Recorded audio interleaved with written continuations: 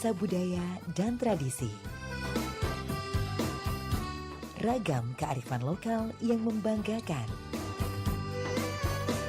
Dan destinasi pariwisata yang menarik. Dapat didengar di Pro 4 RRI Palembang.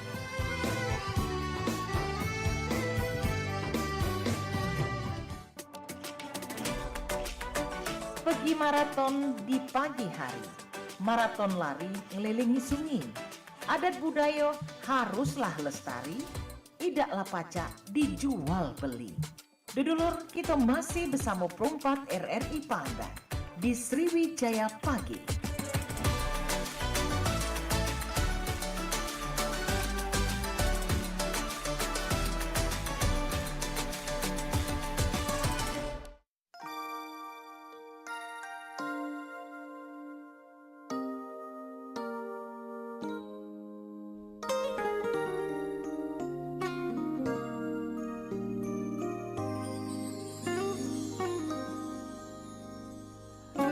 Oke baik, selamat pagi, assalamualaikum warahmatullahi wabarakatuh. Mancik bicek dulur-dulur dimanapun berada, dan kembali kita pecah biasa kalau di jam 9 sampai jelang kaki di jam 10 siang dalam program obrolan komunitas, di mana pecah biasa kita bakal ngundang kawan-kawan komunitas yang ada di Palembang atau bahkan Sumatera Selatan. Kita pengen tahu mengenai kegiatan mereka yang selama ini berkegiatan di komunitasnya masing-masing ya. Dan untuk edisi hari ini bertepatan dengan momen Natal 25 Desember 2024 di hari Rabunya di Perempatan Palembang. Saat ini kita sudah kedatangan ada kawan-kawan dari komunitas Break School Airship. Ini berendak sih namanya ya.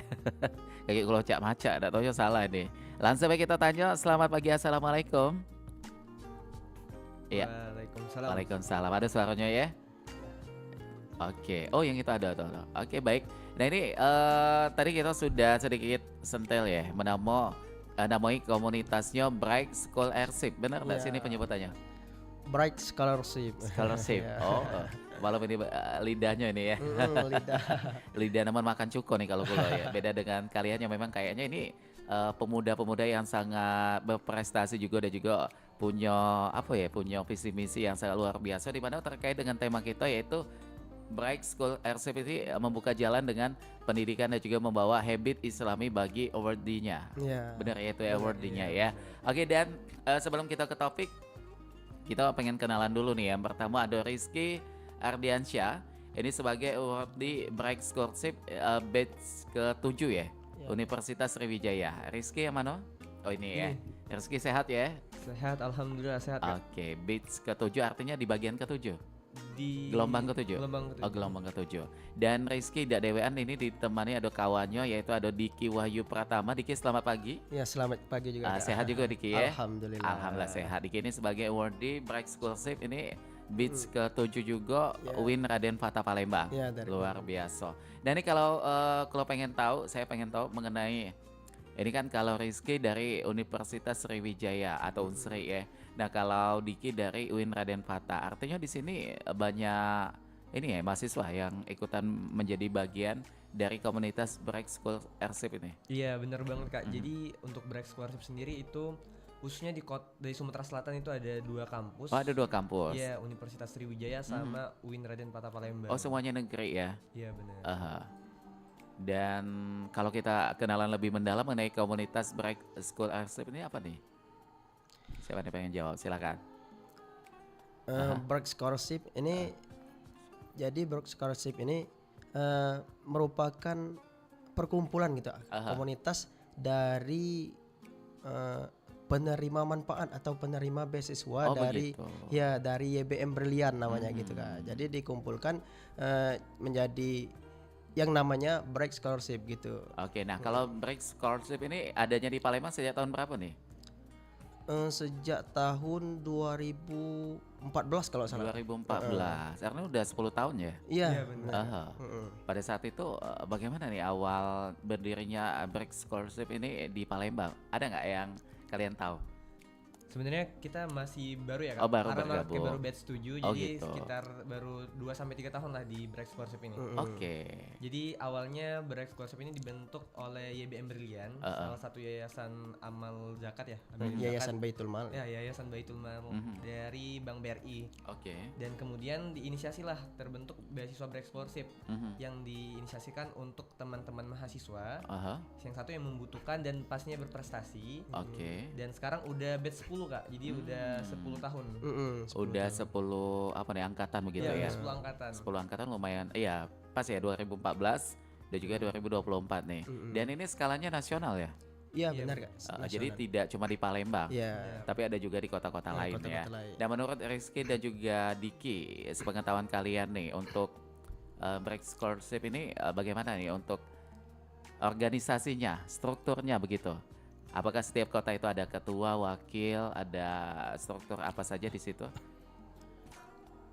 Kalau setahu saya, mungkin bisa dikoreksi nanti oleh saudara Diki. Iya. Jadi di setiap provinsi sebenarnya, Mas. Jadi di setiap provinsi itu ada satu break scholarship lah, satu break scholarship yang dimana susunannya ya dari pimpinan terlebih dahulu, dari supervisor, fasilitator. Jadi bentuknya kayak perusahaan lah. Oh begitu. Ya baru ke break scholarshipnya. Nah kalau di break scholarship sendiri belum ada sih kalau struktur yang kayak ketua atau segala macam. nggak ada ya. Tapi kita tuh dapat asrama Mas. Nah di asrama ini ada kepala asrama sama Oh itu teman-teman ada ORD. fasilitasnya juga Iya ya. benar, ada fasilitas ininya yang didapat oleh penerima beasiswa. Oke.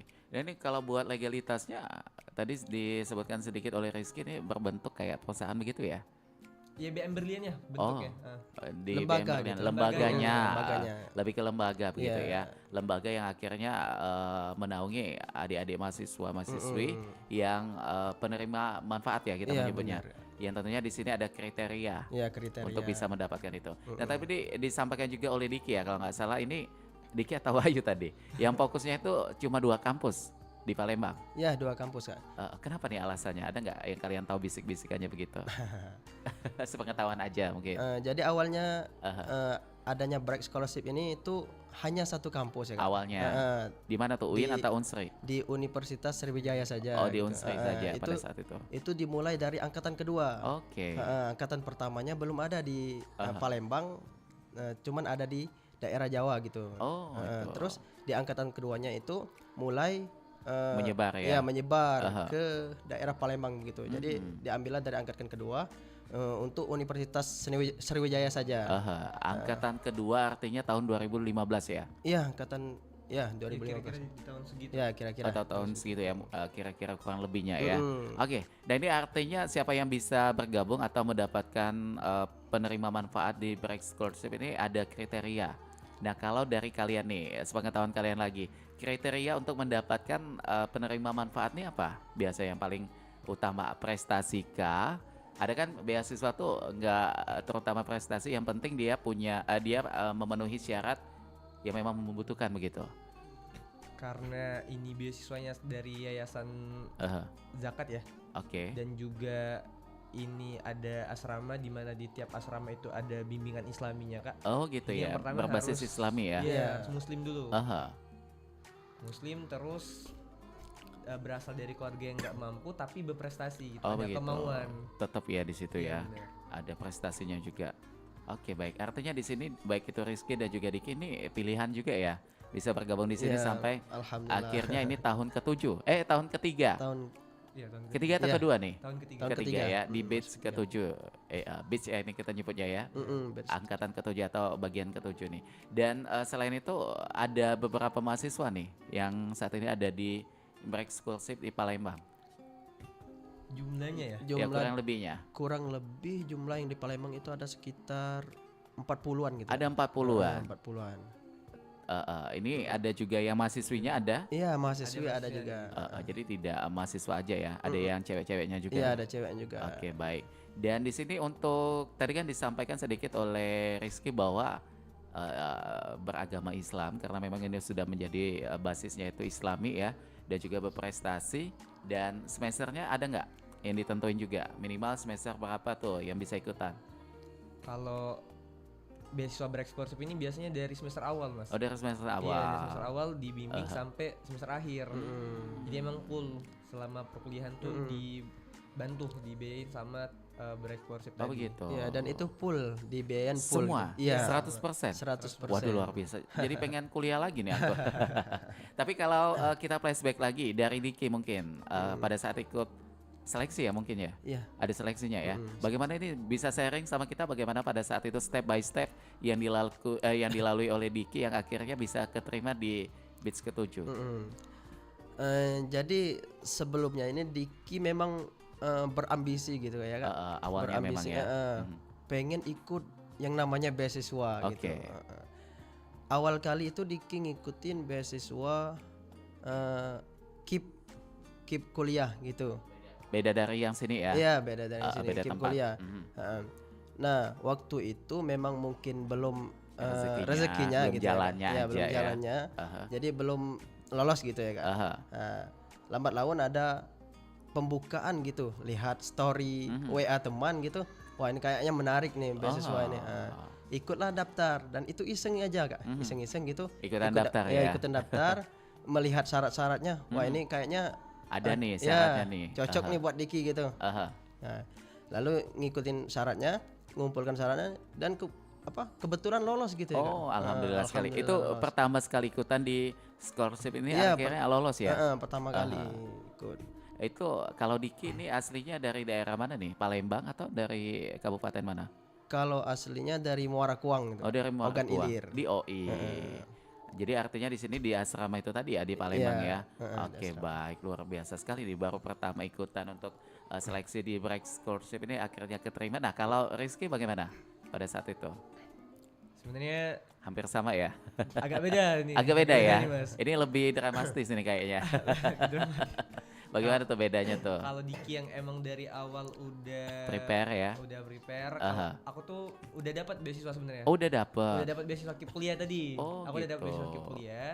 Tapi akhirnya karena ada Peluang perjuangan lagi. lah ya, ada peluang lagi. Jadi aku daftar coba bereksplorasi dan di tahap pertama aku tes tuh cuman sampai tahap wawancara, Mas. Oke. Sampai di tahun kedua atau tahun ketiga kampus di semester 5 kalau nggak salah itu tiba-tiba ada buka jalur rekomendasi, Mas. Oke. Karena di angkatan Diki tuh ada salah satu mahasiswa tuh mengundurkan diri. Ya, jadi ya udah aku daftar jalur rekomendasi itu. Oke. Dan alhamdulillah lolos sampai sekarang udah menerima manfaat dari bereksplorasi itu. Oke. Nah, kalau kalian masing-masing ini di semester berapa nih di kampus? Kalau Diki dulu di semester berapa saat ini? Semester 7 Kak. Oh, sudah hampir habis ya. Sudah hampir habis. Kalau Rizky, Sama semester 7. fakultas mana nih masing-masing? Kalau aku fakultas FISIP, Ilmu Sosial dan Ilmu Politik. Oke. Nah, kalau Diki? Kalau Diki sendiri karena basicnya UIN ya, ambilnya keagamaan juga, usuluddin dan pemikiran Wah, Islam. luar biasa sekali ya. Nah, ini kalau dari topik kita ini membuka jalan dengan pendidikan dan juga membawa habit Islami bagi awardee-nya. Bagaimana Islami yang di sini ditekankan? Apakah ini memang karena ini kan kayaknya ada basis Islaminya juga ya. Selain tadi syaratnya itu harus beragama Islam. Bagaimana juga nih programnya yang ada kaitannya dengan Islami? Kita tuh kalau tiap bulan tuh ada ini ya, apa sih namanya? Ada kajian. Ada kajian. Terus di setiap harinya ada pembinaan subuh gitu. Oh gitu. Karena di setiap asrama itu punya kepala asrama, Mas. Oh begitu. Nah, kepala asramanya yang membimbing buat almat surot sama pembacaan sirah nabawiyah biasanya. Begitu ya. Dan ini bergantian ya yang memimpinnya begitu untuk yang menyampaikan kajiannya gitu. Enggak? Atau ada pematerinya yang datang? Ada pematerinya. Oh yang begitu. pemateri. Jadi kalian cuma duduk mengikuti jalannya kegiatan aja begitu ya. Nah, sejauh ini menurut kalian bagaimana selama di asrama, asik atau ada rasa pengen pulang nih? Enggak ya. Diki. Udah perjuangan sekali untuk mendapatkannya, gak mungkin mau pulang. Diki bagaimana? Kalau Diki sendiri sih alhamdulillah ya asik gitu ya Kak. Dan untuk rindu pulang itu pastinya ada. Udah biasa ya, manusiawi sekali ya. Tapi yang namanya kita Pendidikan. terus di asrama kan gitu, nah asrama itu ada jadwal liburnya gitu. Oh, Kak. ada juga. Iya, jadwal libur. Jadi kalian kalau libur pulang? Iya. Kalau misalnya belum libur ya, walaupun libur kuliah kita belum pulang gitu. Oh, itu. Masih tetap berkegiatan di asrama gitu. Oh, jadi begitu ya? Iya. Ada gitu. aturan di situ. Iya, ada Walaupun MK nggak ada atau kuliah libur, di asrama tetap ada Iya, kegiatan. tetap ada kegiatan positif gitu. Oke, luar biasa sekali ya. Nah, kalau Rizky di asrama ini ada apa nggak menjabat sebagai ketua asrama atau tuh enggak ya? Aku kemarin sempet jabat jadi ini bendahara asrama. Oh, bendahara. Jadi tiap asrama tuh ya emang ada strukturnya Kak. Mulai dari lurah, dari kepala asrama dulu. Kepala asrama, lurah, ada bendahara, sekretaris, sama bagian program, sama Oke. bagian kebersihan ya. Bagian Yeah. kebersihan gitu. Jadi kalau bendahara asrama kemarin sempet megang uang kas karena kita kan makannya bareng-bareng. Oh, gitu. Jadi setiap hari tuh biasanya masak. Oh, jadi masaknya sama-sama Iya, nih. dimasak masak Waduh, sendiri. seru sekali ya. Jadi diajarin untuk mandiri juga nih. Iya bener. Aha. Dan ini yang memilih kepala asrama, lurah, bendahara dan lain sebagainya itu siapa tuh yang menentukan? Atau ada kayak pemungutan suara begitu atau dari apa tadi yang nama lembaganya tadi? JBM Berlian. JWM Berlian itu yang menentukan.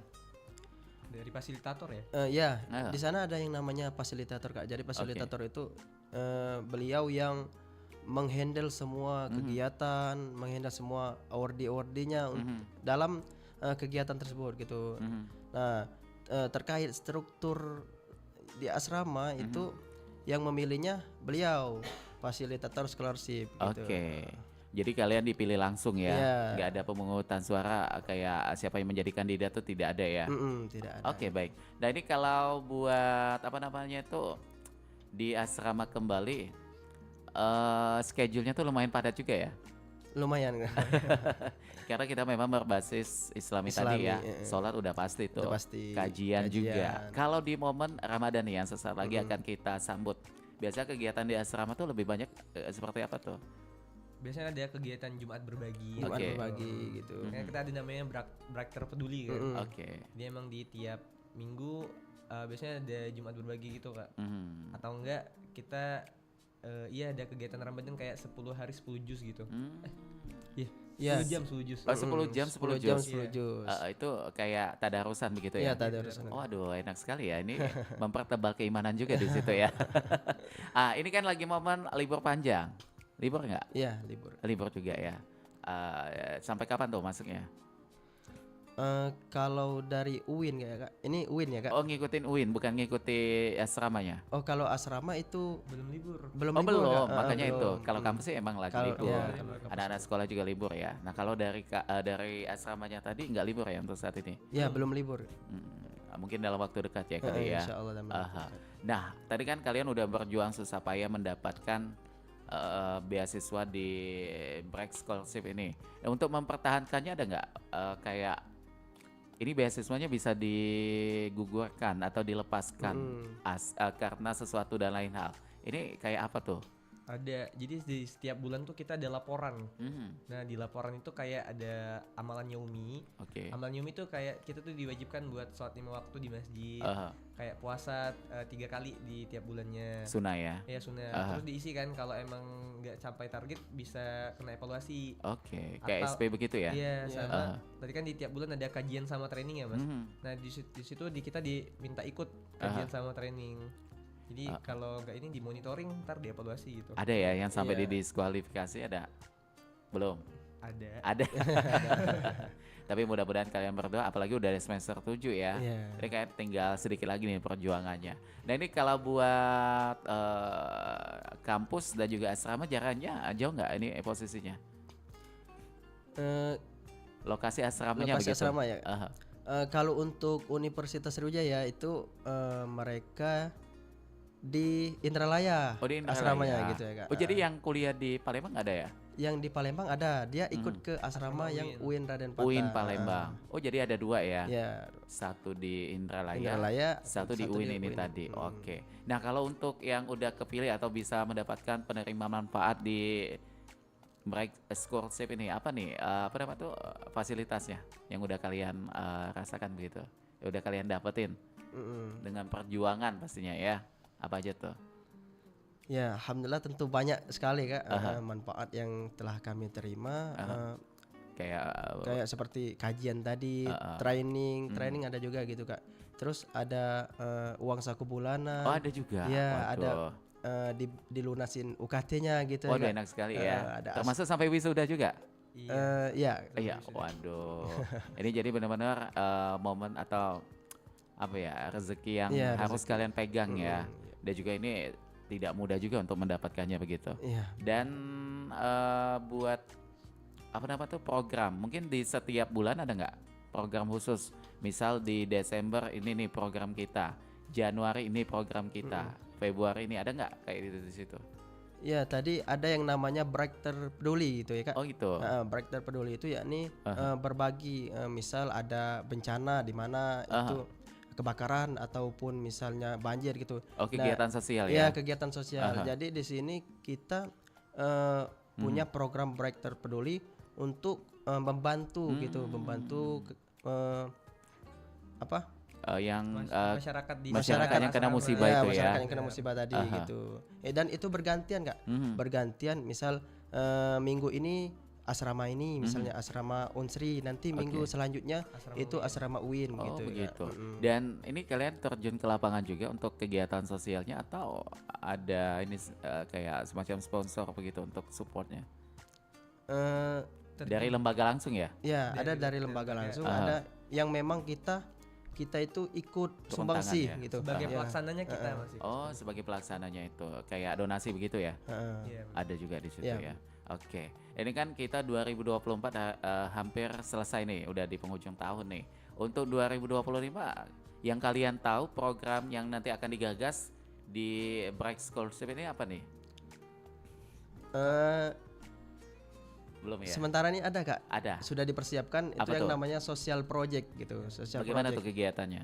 Jadi social project itu sebelumnya itu membuat project apa yang akan kita buat ke depannya gitu. Ini konteksnya sosial lagi? Iya, atau- sosial oh, lagi gitu. ya? Sosial lagi. Apakah kita pada masyarakat ini membutuhkan bank sampah misalnya gitu ya Kak, Oke. atau membutuhkan apa tanaman-tanaman apa gitu. Aha. Nah, di sini kita membuat proposalnya gitu Kak. Membuat proposalnya, kemudian kita mengajukan kepada lembaga yang brilian tadi. Oh itu tadi.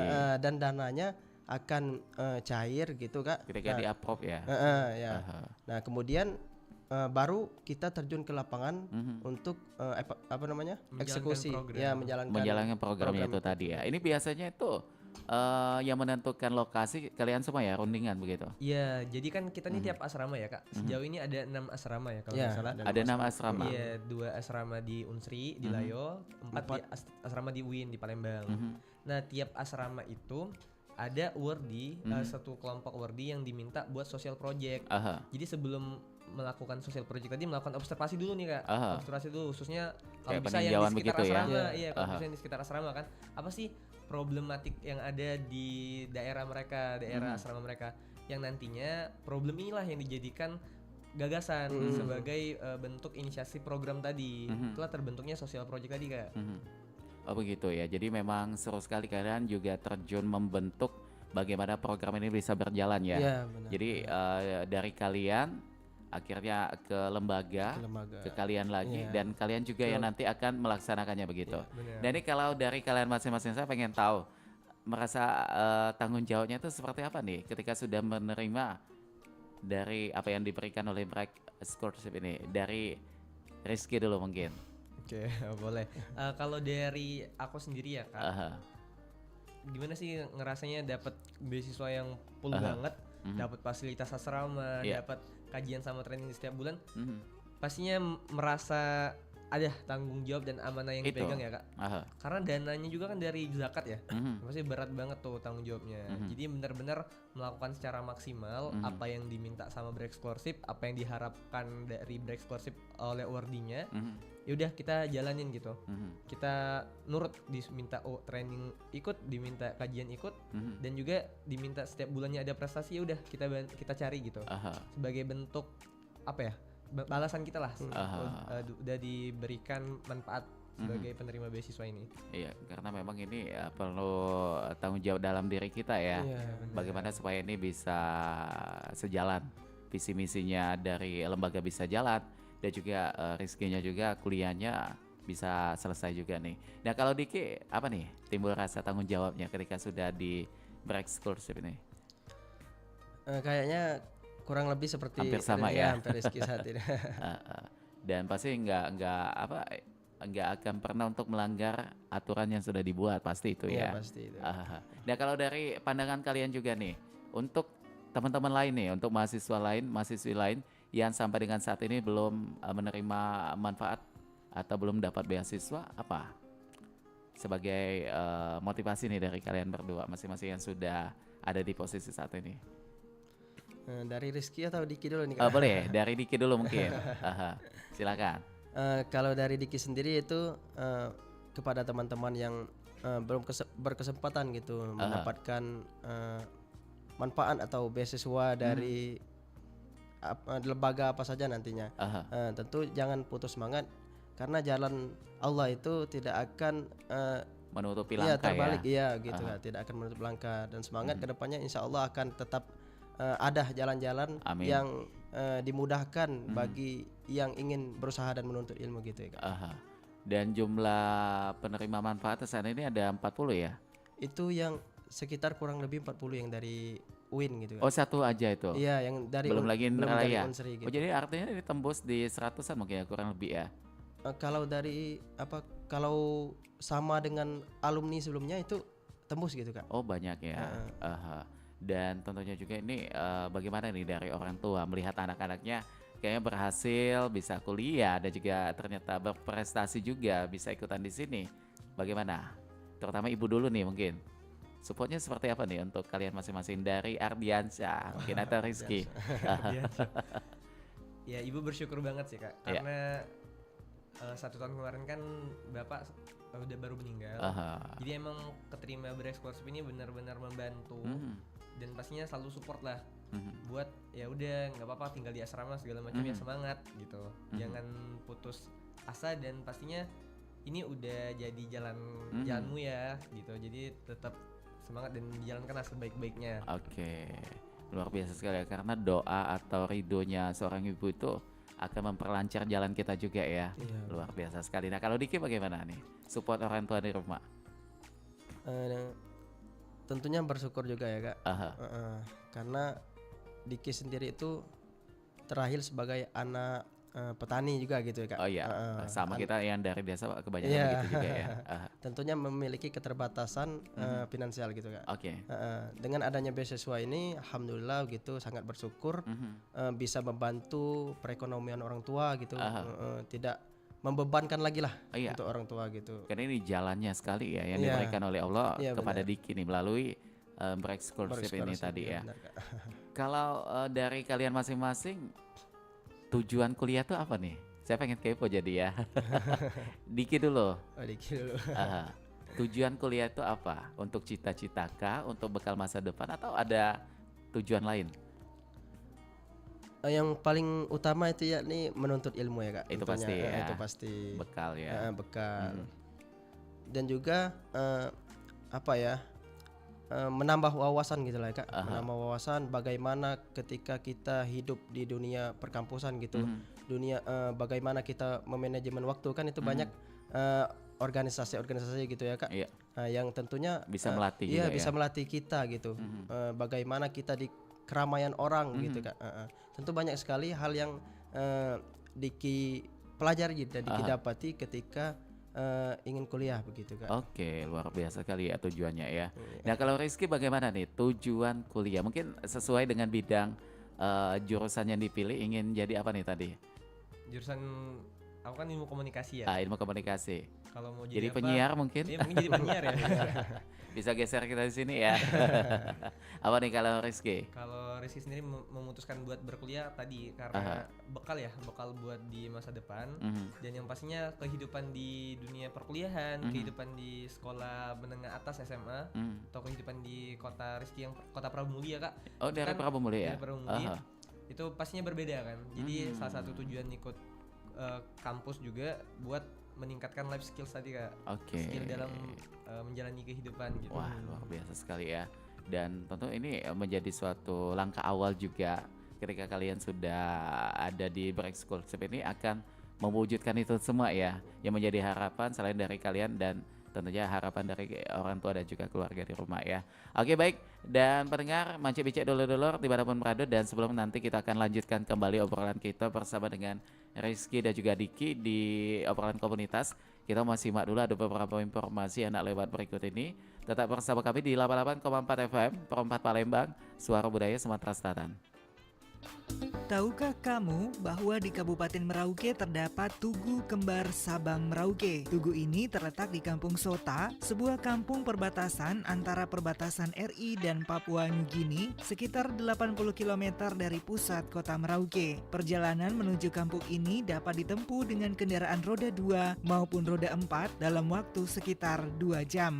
Tugu Kembar Sabang Merauke merupakan tugu yang dibangun sebagai simbol kesatuan negara Republik Indonesia dari Sabang Merauke. Kembaran tugu ini berada di ujung wilayah barat Indonesia, yaitu Sabang, Nangru, Aceh, Darussalam. Itulah sebabnya monumen ini disebut sebagai Tugu Kembar Sabang Merauke. Pada monumen yang berlapiskan marmer ini, di atasnya terdapat lambang negara Republik Indonesia, yaitu burung Garuda. Sebuah prasasti bertuliskan, "Satu Nusa, satu bangsa, satu bahasa kita, tanah air pasti jaya. Untuk selama-lamanya, Indonesia pusaka, Indonesia tercinta, Nusa bangsa dan bahasa, kita bela bersama." Terdapat pada salah satu sisi tugu. Masih di sisi yang sama pula, atau tepatnya persis di bawah lambang negara, terdapat gambar pulau-pulau wilayah NKRI dari Sabang hingga Merauke. Sedangkan sebagai dasarnya terlihat jelas nuansa merah putih.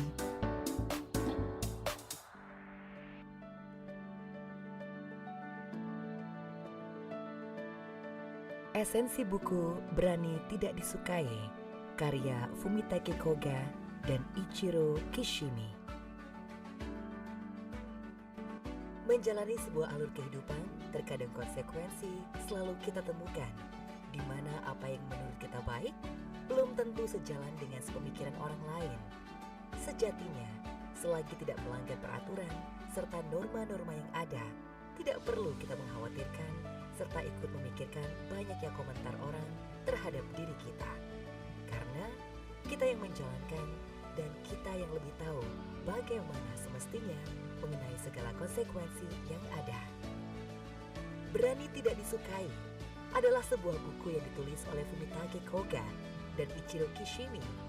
Buku ini merupakan sebuah karya yang menggabungkan filsafat dengan psikologi positif untuk membantu pembaca meraih kebahagiaan dalam hidup mereka dengan cara yang autentik. Berikut adalah ringkasan singkat dari buku Berani Tidak Disukai. Buku ini mengambil inspirasi dari filsafat Alfred Adler, seorang psikoterapis terkenal, dan merinci gagasannya tentang bagaimana seseorang dapat mencapai kebahagiaan dan kepuasan hidup. Salah satu pesan utama dalam buku ini adalah bagaimana kita tidak perlu terlalu khawatir tentang apa yang orang lain pikirkan tentang diri kita. Kita dapat hidup sesuai dengan nilai-nilai dan keinginan kita sendiri tanpa perlu dipengaruhi oleh penilaian orang lain. Beberapa konsep kunci yang dibahas dalam buku ini meliputi 1. Kepuasan hidup. Buku ini membahas konsep kepuasan hidup sejati yang mengacu pada kebahagiaan yang muncul ketika kita hidup sesuai dengan nilai-nilai dan tujuan kita sendiri, bukan untuk memenuhi ekspektasi orang lain. 2. Kegagalan dan kritik. Penulis mengajarkan bahwa kegagalan adalah bagian alami dari hidup dan kita tidak perlu takut menghadapinya. Kritik dari orang lain juga seharusnya tidak mempengaruhi kita secara berlebihan. 3. Hubungan dan koneksi. Buku ini membahas pentingnya hubungan yang sehat dan mendalam dengan orang lain. Ini berfokus pada komunikasi yang baik dan dukungan yang kita berikan dan diterima dari orang-orang di sekitar kita. 4. Tanggung jawab pribadi.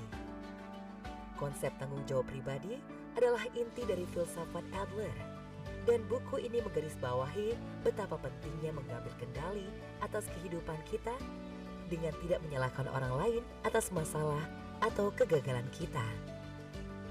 5. Mengubah pola pikir.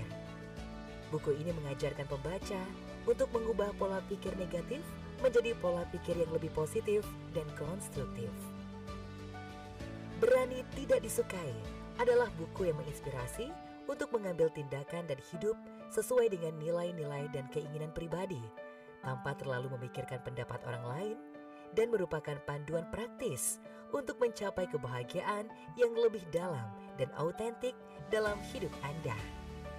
Demikian esensi buku Berani Tidak Disukai, karya Fumitake Koga dan Ichiro Kishimi dari RRI untuk Indonesia.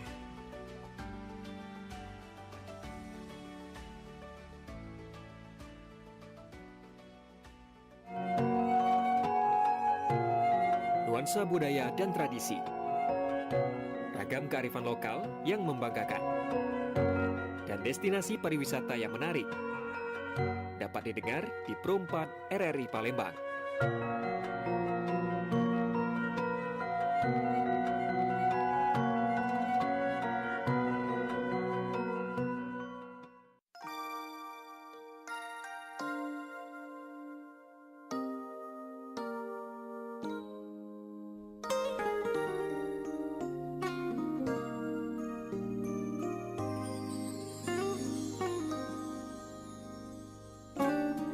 Iya, kami menyapa terlebih dahulu untuk Anda semuanya pendengar Mance Bicek dulur-dulur dimanapun berada yang baru monitor siaran kami melalui aplikasi RRI Digital atau melalui juga di channel YouTube Pro 4 Palembang atau di 88,4 MHz. Saat ini kita masih bersama dengan Rizky dan juga Diki. Ini merupakan kawan-kawan dari komunitas Break Scholarship yang ada di Palembang dan juga Indralayo ya. Di mana kita masih dengan topik kita yaitu Break Scholarship ini membuka jalan dengan pendidikan dan juga membawa habit Islami bagi awardee-nya. Dan ini kita kembali ke Diki dan juga Rizky. Ini tadi saya dapat bisikan bahwa ini kalian ada program bulanan begitu ya. Ini apa aja nih program bulanannya? Sempat di-spill di sesi sebelumnya, Mas, tadi ada training sama kajian. Iya. Nah, kalau training ini bentuknya kayak pelatihan gitu, Mas. Oke. Ini kita ngundang materi dari luar. Oke, coaching gitu ya. Ya, coaching dari luar, terus dikasih materi lah ke awardee-nya. Biasanya tiap batch gitu, Mas. Di tiap angkatan. Jadi setiap bulan itu pasti ada ya kegiatan Pasti itu ya. ada. Selain itu ada lagi? Ada skocil. Skocil. Iya, sekolah kecil. Oke. Sekolah bocil ya. Sekolah anak-anak nih. Ya, sekolah untuk anak-anak. Bagaimana nih untuk konsep atau metodenya dalam kegiatan itu? Jadi sebelumnya Ya. ya, jadi sebelumnya ini kami itu dituntut untuk Bisa ngajar membuat, juga ya? bisa ngajar gitu, membuat program sekolah kecil atau seperti bimbel lah gitu ya. Oke. Bimbingan belajar untuk anak-anak. Nah, di sini kemarin sempat disuruh untuk mencari siswanya gitu, karena sebelumnya itu kesusahan mencari siswanya sampai berapa bulan gitu belum ketemu siswanya. Akhirnya kami sosialisasi terus sampai ke SD, kemudian tembus berapa 100 siswa gitu. 100 tiba-tiba siswa. langsung banyak ya? Tiba-tiba langsung banyak dan langsung di launching gitu. Itu di mana kegiatannya? Palembang atau Indralaya? Ada semua, ada yang di Palembang, ada di dua-duanya ada ya? Di setiap asrama, di setiap asrama itu ada sekolah kecilnya, Mas. Oke, bagaimana tuh? Kalian terjun sebagai pengajarnya begitu? Iya, benar. Dan sesuai dengan mata kuliah lagi jurusan kuliah atau semampu ilmu yang kalian kuasai begitu untuk anak-anak sekolah? Semampu gitu. Iya, semampu. Kita punya modul juga, Mas. Ada modulnya juga. Dari kepala sekolah ya namanya. Jadi ada panduannya juga ya. Panduan juga. Kebanyakan itu siswa SD kelas berapa aja tuh yang ikutan skocil tadi? SD kelas 1, kelas 2 sih, Mas. Soalnya Kelas 1, kita kelas 2. banyakan ngajarin baca sama nulis, terus matematika gitu, Mas. Oke. Sama plus bahasa Inggris juga sih. Oh, ada bahasa Inggrisnya juga. Jadi memang ini seru sekali ya. Bisa berbagi ilmu juga dan juga bisa mendapatkan ilmu juga ya di sini ya. Jadi semuanya complicated sekali. Tidak cuma satu lini kegiatan aja tapi semuanya ada nih.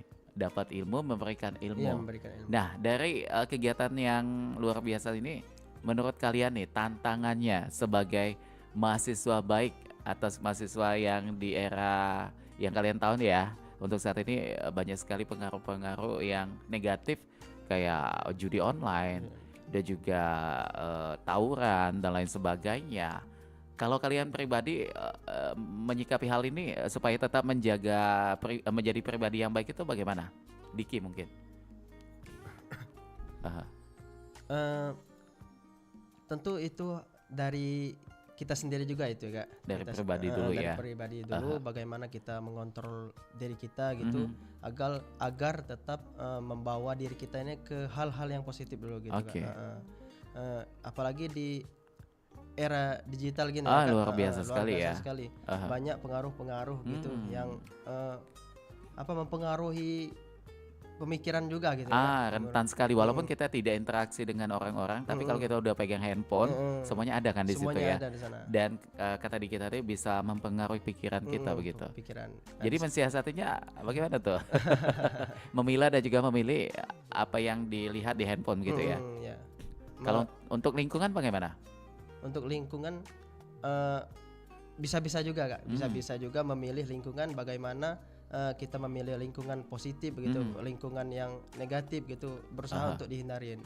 Alhamdulillah juga sekarang kan kita berada di asrama gitu kan. Tentu hal-hal positif gitu, perilaku positif dan teman-teman yang membawa ke hal yang positif itu mendukung diri kita biar bisa mengontrol diri dari hal-hal buruk gitu. Karena di asrama itu circle-nya visi misinya sama ya. Iya sama gitu. Untuk bagaimana ini bisa selesai kuliahnya begitu. Nah, kalau dari Rizky mungkin ada tambahan untuk menjaga diri supaya tetap menjadi pribadi yang positif. Sama sih sebenarnya.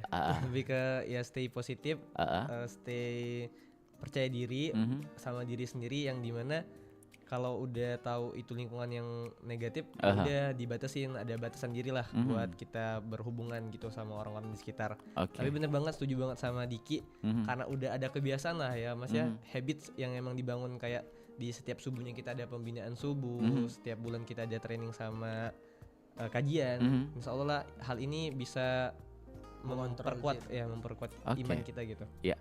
Nah, ini kan kalian ada waktunya juga di asrama ya.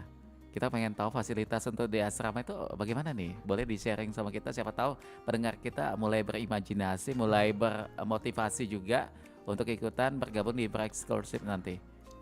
Kalau fasilitas asrama itu di setiap asramanya itu sama semua, dimana lengkap Mas, ada wifi, terus ada wifi-nya juga. Iya, dilengkapi dengan TV, kulkas, dan juga ya beberapa alat-alat elektronik lah dari Breakcourse itu. Waduh, Seperti sekali di ya. rumah sendiri gitu lah.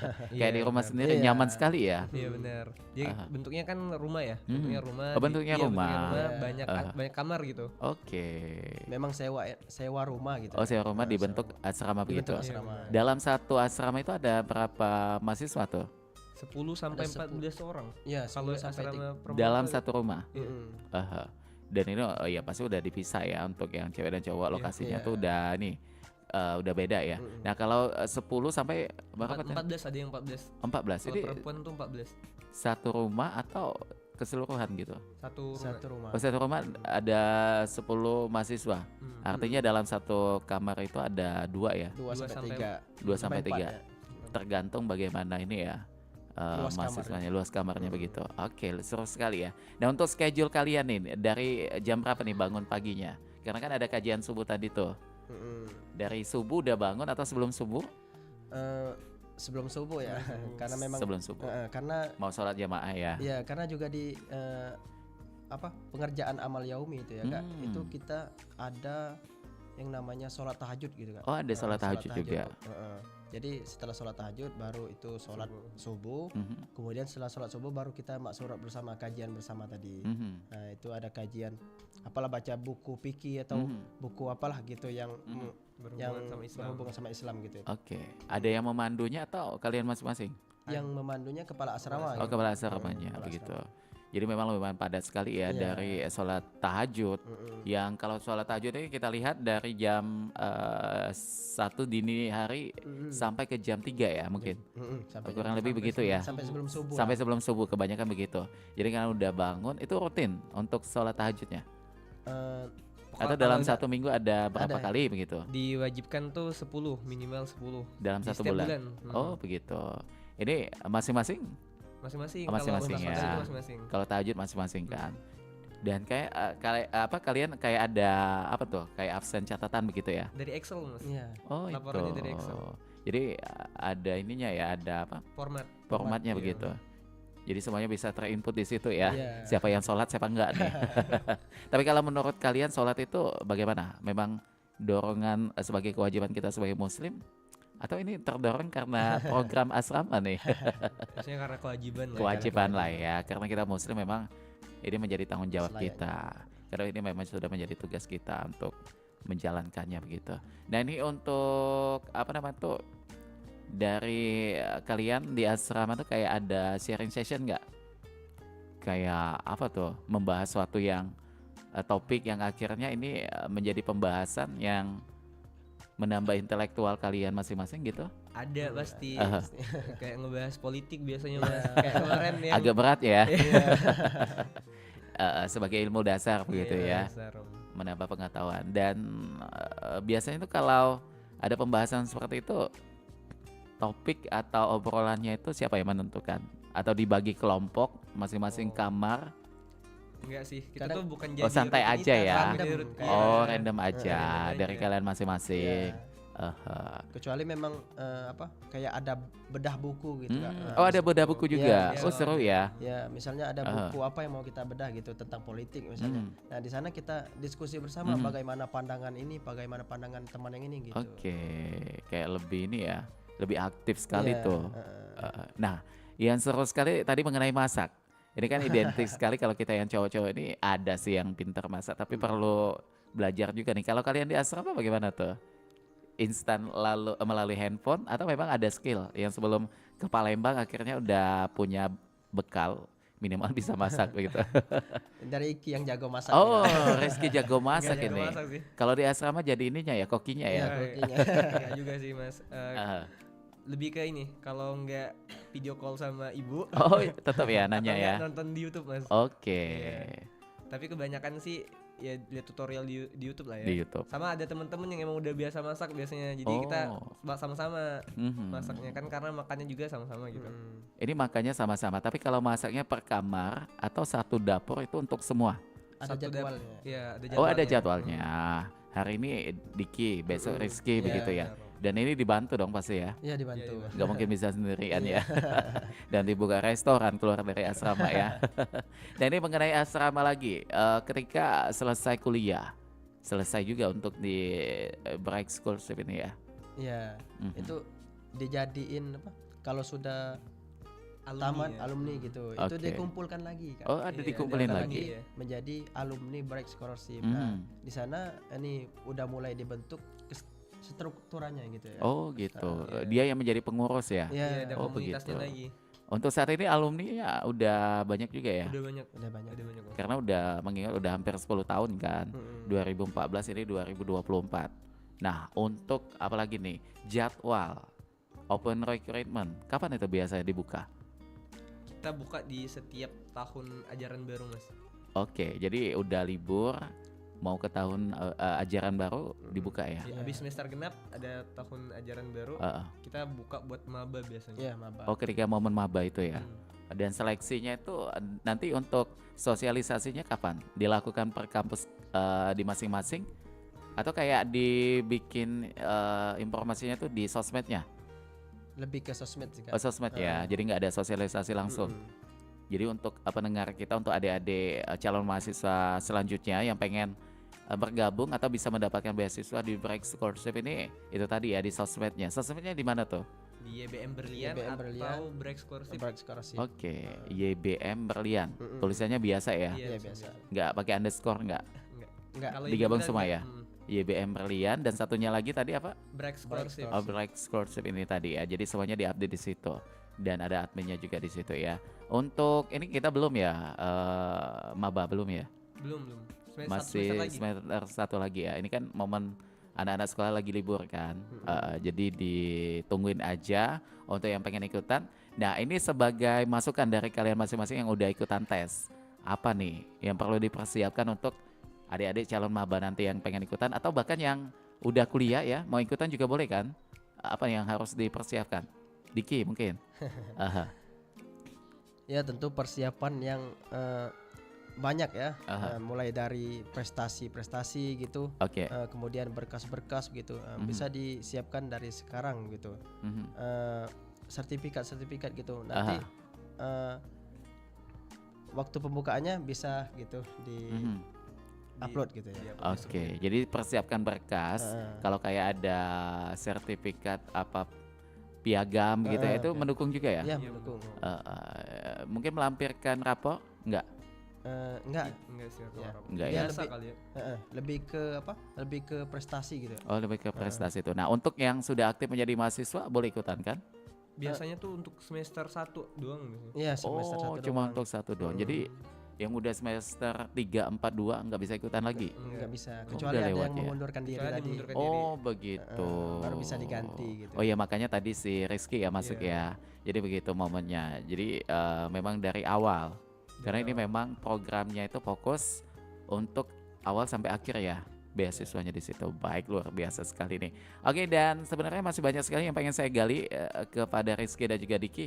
Tapi kembali waktu nih, karena saat ini udah 52 menit melangkah dari jam 9 pagi. Sebagai penutup, apa yang pengen disampaikan ke teman-teman yang mungkin lagi menyaksikan juga, teman-teman Break Scholarship lainnya juga, atau untuk pendengar kita sebagai penutup dari apa yang kita obrolin tadi. Silakan, Rizky dulu mungkin. Oke, halo pendengar dari RRI Pro 4 Palembang. Kalau teman-teman lagi jadi mahasiswa, jangan putus asa, terus semangat, dicari aja terus beasiswanya, karena beasiswa tuh nggak cuma satu, nggak cuma Break Scholarship, tapi direkomendasikan banget buat calon-calon maba, entah itu di kampus Universitas Sriwijaya maupun Raden Patah Palembang. Yuk buruan di follow Instagram Break Scholarship dan juga YBM Berlian buat informasi-informasi beasiswa. Siapa tahu nanti kamu nih yang jadi awardee Break Scholarship selanjutnya. Amin ya rabbal alamin. Kalau dari Diki apa tambahannya tuh? Tambahannya mungkin sedikit ya. Apa tuh? Semangat untuk semua teman-teman awardee khususnya ya, awardee Break Scholarship YBM Brilian, dan juga kepada teman-teman mahasiswa yang sedang menjalankan kuliahnya pada saat ini.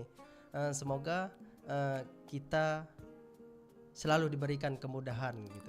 Amin ya rabbal alamin. Baik, dan sekali lagi terima kasih untuk Rizky Ardiansyah ya. Pokoknya sukses selalu untuk kuliahnya, sukses juga untuk cita-citanya, dan juga sama untuk Diki Wahyu Pratama juga terima kasih untuk sharingnya juga luar biasa sekali nih ya. Dengan pengalaman-pengalamannya tadi ini bisa memotivasi untuk adik-adik maba lainnya juga yang pengen ikutan untuk mendapatkan atau bergabung bersama Break Scholarship yang ada di Palembang dan juga Indralaya. Sampaikan salam saya untuk awardee lainnya juga ya. Yang juga mungkin saat ini lagi monitor siaran kami, dan karena waktu kita udah habis, kita harus berpisah. Kami bertiga undur diri dari ruang dengar Anda. Kami ucapkan terima kasih. Wassalamualaikum warahmatullahi wabarakatuh. Salam budaya.